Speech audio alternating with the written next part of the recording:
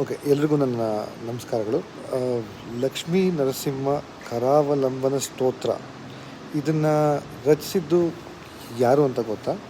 ಮತ್ತು ಯಾತಕ್ಕೆ ಅಂತ ಗೊತ್ತಾ? ಈ ಲಕ್ಷ್ಮೀ ನರಸಿಂಹ ಕರಾವಲಂಬನ ಸ್ತೋತ್ರವನ್ನು ರಚಿಸಿದ್ದು ಶ್ರೀ ಶಂಕರಾಚಾರ್ಯರು. ಯಾತಕ್ಕೆ ರಚಿಸ್ತಾರೆ ಅಂತಂದರೆ, ಒಂದ್ಸಲಿ ಒಬ್ಬ ಕಾಪಾಲಿಕ ಬಂದು ನನ್ನ ಒಂದು ಪೂಜೆಗೆ ಒಬ್ಬರು ಸಂತರು ಅಂದರೆ ನಿಮ್ಮಂಥ ಸಾಧುಗಳು ಬಲಿಯಾಗಿ ಬೇಕು ಅಂತ ಕೇಳ್ತಾನೆ. ಶಂಕರಾಚಾರ್ಯರು ಕರುಣಾಶಾಲಿಗಳಾಗಿರೋದ್ರಿಂದ ಆಯಿತು ಅಂತ ಹೇಳಿ ಒಪ್ಕೋತಾರೆ. ನಾನು ಬಲಿಯಾಗ್ತೀನಿ ಅಂತ ಹೇಳ್ತಾರೆ. ಪೂಜೆ ದಿವಸ ಅವ್ರೇನು ಮಾಡ್ತಾರೆ, ಅವ್ನು ಮಾಡ್ತಿರೋ ಕ್ಷುದ್ರ ಪೂಜೆಗೆ ಲಕ್ಷ್ಮೀ ನರಸಿಂಹಸ್ವಾಮಿಯನ್ನು ಆವಾಹನೆ ಮಾಡಿಕೊಂಡು ಅವರ ಒಂದು ದೇಹದಲ್ಲೇ ಆ ಕಾಪಾಲಿಕನನ್ನು ಸಾಯಿಸ್ತಾರೆ. ಆದರೆ ಆ ಸ್ವಾಮಿ ಶಾಂತ ಆಗಲಿ ಅಂತ ಕರಾವಲಂಬನ ಸ್ತೋತ್ರ ರಚಿಸ್ತಾರೆ.